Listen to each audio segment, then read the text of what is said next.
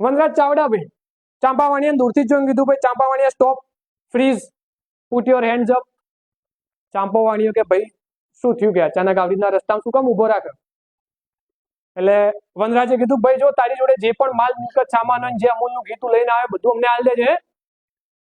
હવે લૂંટાઈ ગયો કે બધો માલ સામાન આપી દેજે. હવે ચાંપાવાણીઓ જે હતો એ પ્લેયર હતો જબરજસ્ત. એને વિચાર કર્યો આંખ બંધ કરી અને 3 તીર કાઢ્યા.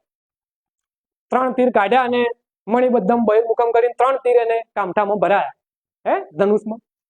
એટલે વનરાજ ચાવડા હવે જોયું કે આ બાહુબલી જેવું કામ કરે કે યાર ભાઈ વાણીએ શું કરે કે તું?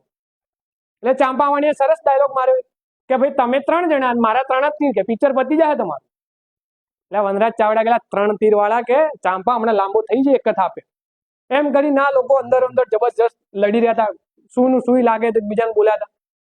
હવે આ બધી વાત વચ્ચે ચાંપાવાણીઓ જે હતો એને એક જબરજસ્ત વાત કરી કે ભાઈ સુરપાલ ને જયશિખરી ચાવડા હતા ને એ વખતે કે હું લૂંટારાથી ડરતો જ ના, કે લૂંટારા જોવા જ ના મળે.